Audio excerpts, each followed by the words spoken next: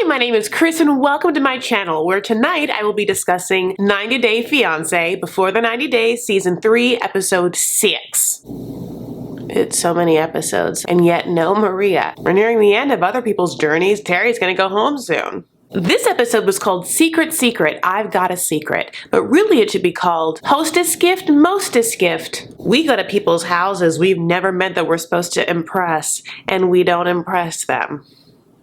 We don't even really try. We're good, we're the Americans. That is what happened. So let's dive right into it, shall we? Angela and Michael. Okay, so what a roller coaster. As it's left off, like some street hooligans are threatening Michael and Michael jumps at the car and starts yelling at them and we're like, what happened? Like, did those people litter? Like, we didn't know. But I guess what it was is that Michael was either at that point in time pulled over on the road to talk to Angela or had pulled over at one point, but I think at that moment, and they just were like, oh, you're in a no parking zone and we're like bandits that like tow people and make a lot of money and like this is a whole scam that we do. We're gonna put spikes in front of your tires so you can't leave. It's rude. That shit happens all the time, and if you just stand for it, then you get taken a lot, and Michael's not gonna get taken a lot. So he jumps out, as we see, and like goes after them, and Angela, I mean, she's a loyal woman. That is her man. No one fucks with him. Not on her watch. You know how expensive it is for her to get to Nigeria, and she just got there. She didn't even get to, so she's not gonna let anyone else get to that ass before she does. And rightfully so, this turns on Angela. Seeing Michael be so aggressive and so assertive and like so take charge, it just like makes her hot. She just like cannot wait to get in that hotel room. At the Lagos Travel Inn, you know, she's a repeat customer. Can you imagine? There was probably just like some champagne and like flowers, you know, they're just like, Angela's back. You know the scene in Annie when they're like, Annie is coming, or whatever it is, and like they're just like all about like getting the place clean for Annie or whatever. Like that's what I feel like. Angela's coming. And it's like, they all remember what it was like. The people that work there still. So anyway, so she has gifts for him, right? And the gifts are Trump underwear. It's Trump boxers. It's an American flag boxer with Trump's face right there, right? At the right where you like the sack where the dick sits in. If it, well, depends. It could be the ball sack too. Like depends on, I don't know how, I've never seen a male naked, obviously, so I don't know how it works, but like some part of that is where it is. On so many levels, that's hilarious. She loves Trump, obviously. She's actually trying to bring an immigrant to America. Loves Trump. Okay, that's where Trump's face is. Just randomly, she also happens to look identical to Trump. That's also just so random, right? Like, I'm not even like, this bitch looks like Trump. And I said it before and I'll say it again, and it's not political, what I'm saying. It just is coincidental. This woman loves Trump. She looks like Trump. Also, I love Angela, as you know. So, I mean, you know, it's not an easy world we're living in. This is not an easy America. But she also gets some handcuffs, you know, because she wants to take advantage of him and that new big chunky ass, you know, she likes. And she's like, y'all got to go. Get out this hotel room. You know, she's gonna jump on it. And the next morning, Michael informs her that like they're gonna go on a boat cruise. And he says it a bunch of times, and each time he says it, it sounds like he says booze cruise. Which I'm like, great idea for Angela. Booze cruise? But it's not, it's boat cruise. Which I guess is technically the same thing, but one has booze and that's the chief driving attraction. Booze cruise. Boat cruise. I wouldn't think that she'd enjoy that. I don't know what I think she'd enjoy, but I don't know. Sometimes just Michael makes her do the craziest things. And by Michael, I mean the producers. Anyway, so they're driving there, not before Lagos Travel Inn delivers Michael some like fried chicken. Eat on the way, honey. I mean, I don't know who Michael thinks he is, my dad at Popeyes, but he's in that car eating. Angela is getting pissed. She's seemingly pissed because A, she hasn't yet gotten over the fact that he went out for his birthday when he told her he wasn't going to and lied about it, and that even though they were like lovey-dovey the day before, he is seemingly like being casual about being with her in such a way that makes her think that he doesn't appreciate the money and time that she has spent to get there. Nor is he apologetic enough about this birthday thing to make her feel like he gets it. So she's just picking. She's picking. She's smoking and she's picking. She starts smoking and saying, "Mama, how long is this trip?" Michael's like, 5 hours. And Angela is like,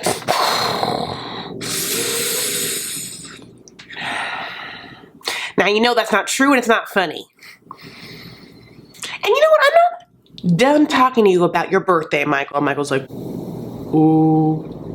All the facts about this, but she gave him $60 to celebrate his birthday. Then she's mad because he must have spent it on booze with his friends and he lied about it. Like, I don't know what she wanted this $60 to be spent on, or if he has any of the remaining $60, or if she was like, "Great, well, if I give him that money, he doesn't go out, we can use that money together." And then he didn't. He used that money and he lied about it. And now Angela feels like she has to spend more money on him on his birthday. Is that what she's upset about?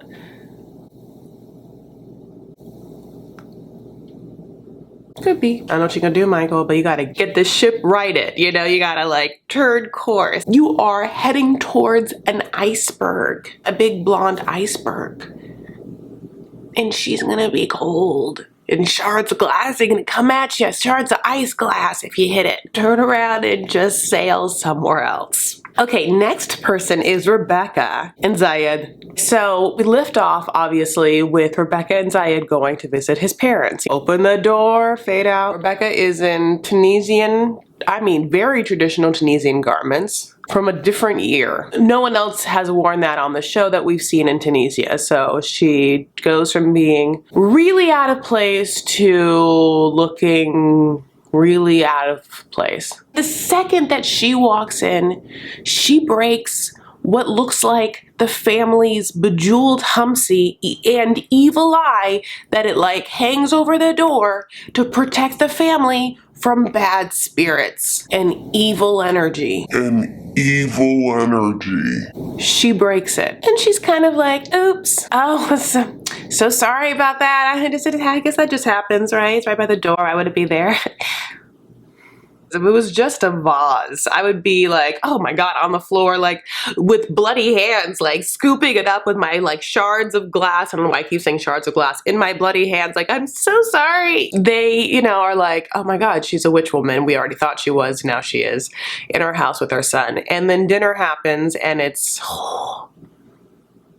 prickly. It's prickly pear of a dinner. The dad is not hospitable, not warm, not into it. The mom, haram. And I mean that in the sense of I feel pity or poor for her, not in like the Muslim sense of haram that's like bad, or I have to look this up because I just learned this. Anyway, dad is like, "Have you ever had a couscous?" And she's like, "Not in America, but I have had it in Morocco." And then he's like, "What is she doing in Morocco?" And then Zied's like, "Her ex-husband was Moroccan." Okay. This is all shades of horrifying. First of all, it's going to parallel another scene where Timothy is having an awkward conversation with Jennifer's grandparents, and it's revealed that he's also been in a country that Colombia already. Their grandparents are like, "It's weird that you would have been here already. We don't trust why you would be here." The father's like, "Why would you ever be in the Morocco?" Now, a bunch of things. If it was me, I would have just been like, "Yeah, I've had couscous.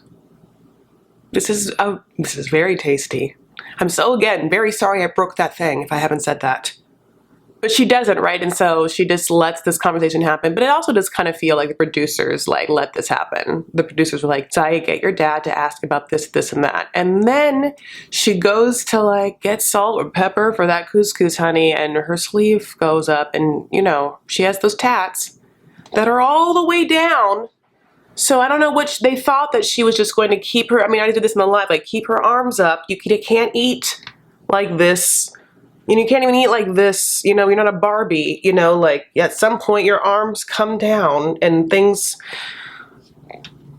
slide. So the dad sees the tattoos and in Arabic to Zied while she's cleaning up is like, she has to get rid of those. She's going to get rid of those. And Zied's like, and the dad's dumb.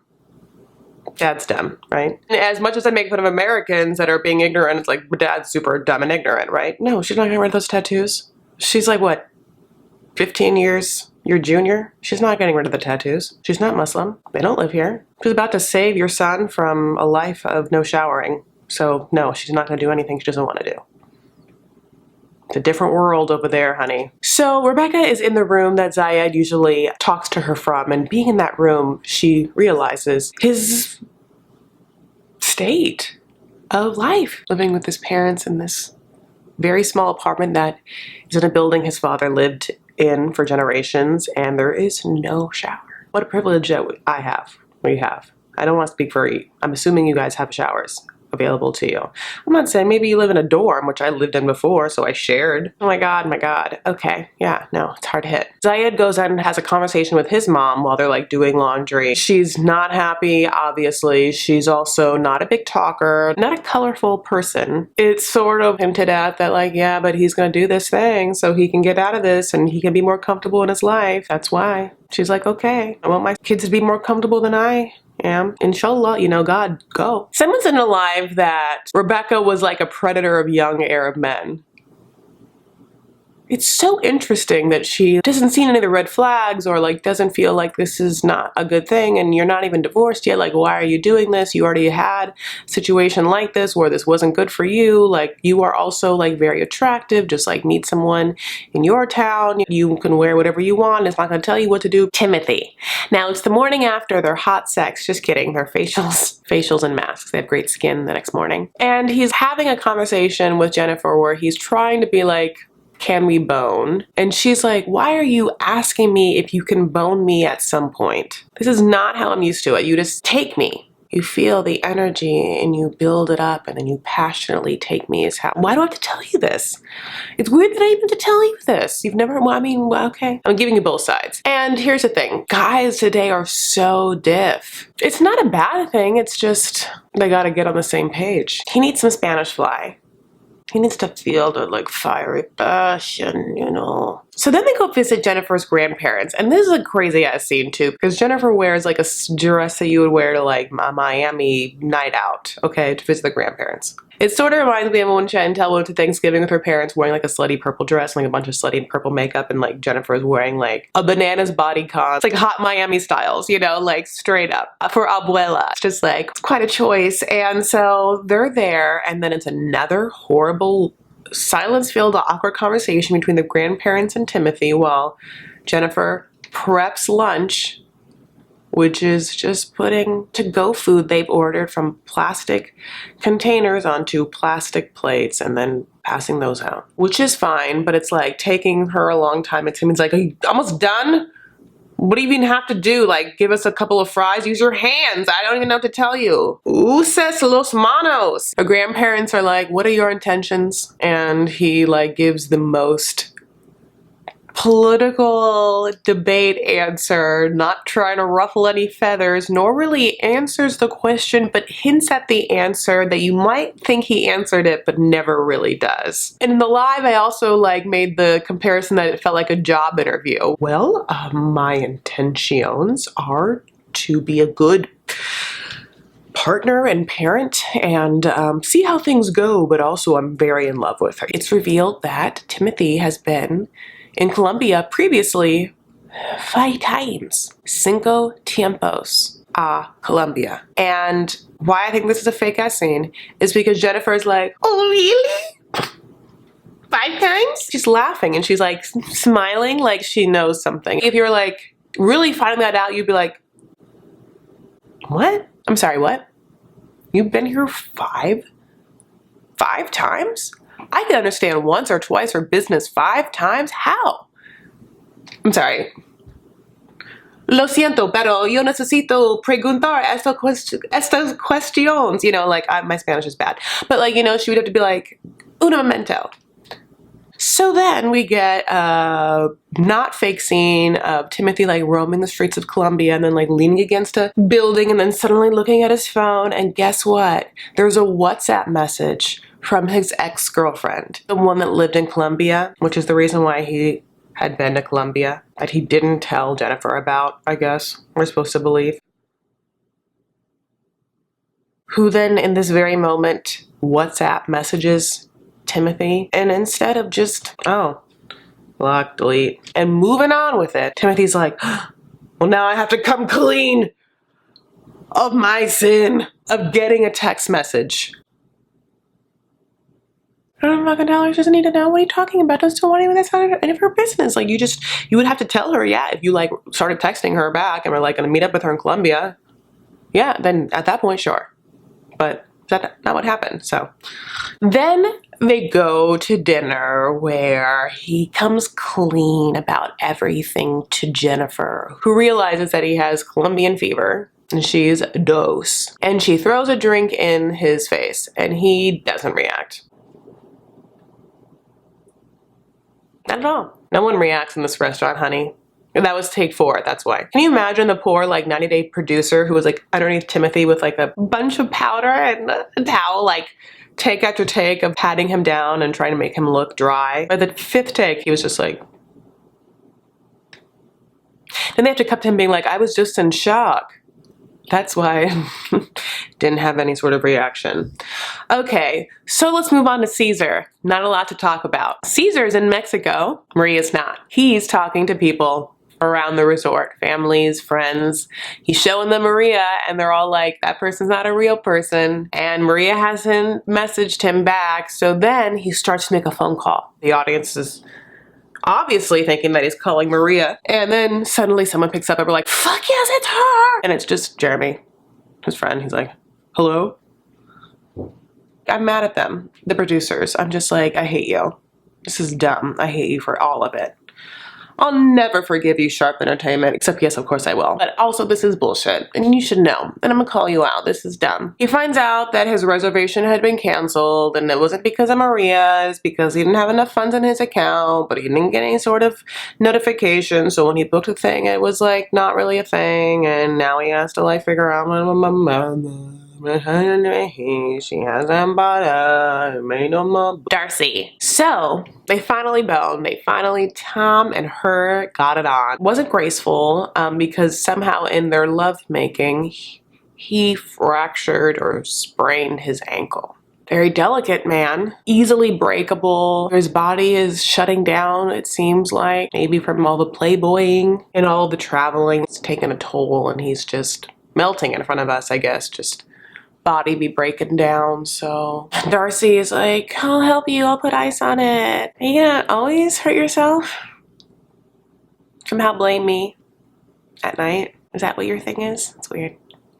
It's just horrifying. Then they go shopping and she drops a Darceyism, which is like, oh, look at those diamonds. Yeah, diamonds. I love white diamonds, especially when they sit here on this hand. My God, look at this bare ass left hand. Oh my God. You know what I would love someday? For you to put a ring on it. Like if you like got down right now, bought me that ring and put it on my finger. I'm not saying I want you to marry me. I'm not even like trying to put too much pressure on you, but God, I would love that. Can you do it? Wait, I'm gonna FaceTime Stacy first. She has to see this. Guess what, Stacy? It's happening. See? Do it. That is what it is. Well, Stace time. He puts her in her place. He's like, you always talk about marriage. It's super awkward. I'm not going to do it. Right now. And she's like, okay. Honey, and then they're getting dressed, you know, and this is a classic scene from Jersey Shore where they're all getting dressed to go to the club and it's just like a fashion parade. And Darcey is putting on plastic pants. He looks like he's putting on at first like one of those sweating costumes you would put like an infrared sauna if you're like hiking, and then he like changes into like some dapper doozy. She is put together. This is another classic superhero Darcey moment. From the boots to the material to the bustier corset thing. She is a superhero. You can't tell me she's not. I don't know what her power is. Crying. We're going to the club because Tom thought it would be a great idea for them to hang out with some of his friends. Oh, like male friends with wives and girlfriends? No. Bitches he used to date. Rochelle and Daisy. And Rochelle. Oh, fucking Shell. Okay. Rochelle. She's great. She looks like a real doll. Honey, she is that. She brought a real doll to a surgeon and was like, clone this using the body parts that I have here for you. And they did. Which is a look, you know. It's not a bad look. It's a specific look. She has colored contacts on and I have a love-hate relationship with them. Mostly hate. When you can't see someone's eyes, you're like, I don't know what I'm looking at. What am I looking? Who are you back there? You're like, where's, knock, knock, like, is anyone home? Pull the drapes aside. Can you open that screen door? So she's grilling Darcey because she's like, are you exclusive? If that's your friend that knows you so well and you know him so well, which you both keep saying, wouldn't you know if they were in an exclusive relationship? You wouldn't have to ask. That's your what?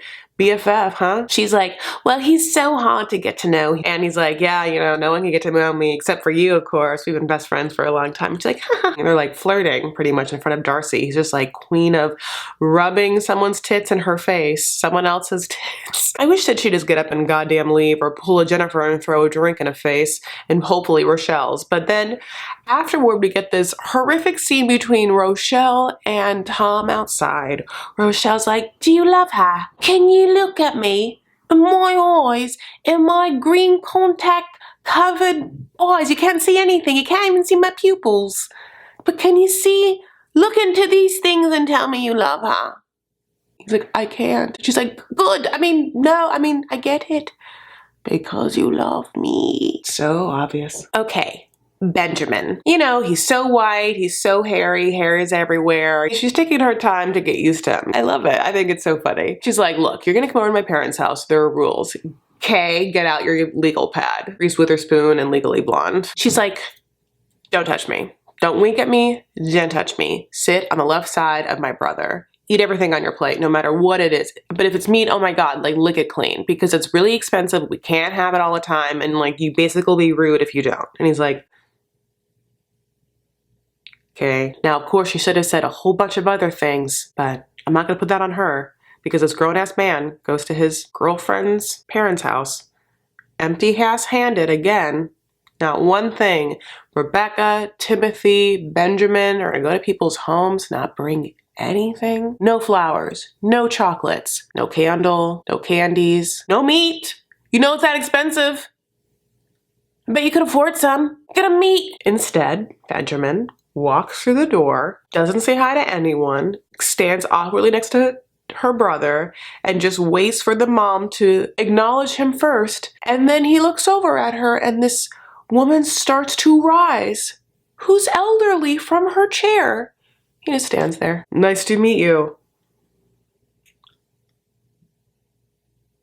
I couldn't believe it. I can't believe you're gonna make her stand up. I can't believe you would be like, oh, oh no. I don't know how to say, Baba Akini is the dad, but like Mama Akini, oh, you know, no, please don't get up. Thank you so much for having me in your home. Right? Why not? Unclassy, so just no manners. There's no manners in this world. I just can't wait to have children to raise people with manners again. It'll be my like lifelong mission. I swear to God, I'll write a book about manners. I don't mind. If it's that fucking hard, I will. You'd be like, Chris, you can start by not saying fucking all the time. And I'd be like, well, you're right. So he sits, you know, on the good side of the brother in this room, and the dad is supposedly on the way, but never comes. And a big ass fish is brought out, a whole fish, and the fish brains are served to Benjamin, and he eats 1/16 of a Tic Tac size of this fish brain. He's like, ooh, great, yum. Akini's just like in hell. She knows her dad's not coming. And at some point, her brother says something that she's upset about. She's just like over it. She runs out. She's crying. The family knows she's upset. Benjamin comes after her. He's like, are you okay? Can I be with you? She's like, no. He doesn't know if he did something wrong. She says that her brother said something. Everyone's outside, including the mother. He's like, will you come to your brother's house tomorrow? She's like, we'll see. She's like, upset. We're gonna see. Last but certainly not least, Avery, honey. So Avery's mom, Terry, and Omar go on a delightful dinner where it's a dowry dinner, where he reveals to her that she gets to just ask for money for her daughter. But really the money is like some sort of safeguard if they get divorced that she would just then have, you know, but this is like, oh, am I crazy that I'm selling my daughter? And I guess I'll ask for 10,000. And he's like, that's a lot. And she's like, well, what did your sister get? He's like, 6K. And she's like, okay, 6. And they're like, great. Yeah. He's drinking this mint tea, honey. And Terry goes on about how she doesn't want Avery to live in any other country but America, and that she'd be against her moving anywhere else. Which is problematic because Omar doesn't necessarily know if he can live in America. The problem is Terry doesn't know how marriage works, I guess, because when you get married, you kind of like leave your mother and her wants, and you just kind of have to go with the husband. And Terry is like so adamant that she won't have any other country but America. But what Terry doesn't understand is like the option besides America is Syria. So if I was Terry, I'd be like, have you seen Canada? Canada's beautiful. Oh my God, Canada's great. I love Canada. Have you been to Paris? I would love to move. I would love to like have to come visit Paris. A reason to have to come visit Paris every Christmas. Like, and you speak French. And she doesn't understand that Syria is the other option though. A Syrian surprise a-coming. And it's not like a yummy Syrian surprise like fataya, like a spinach fataya, when you like a little pocket and then you eat it upon the surprise inside is spinach, like hot warm spinach. That's a Syrian surprise.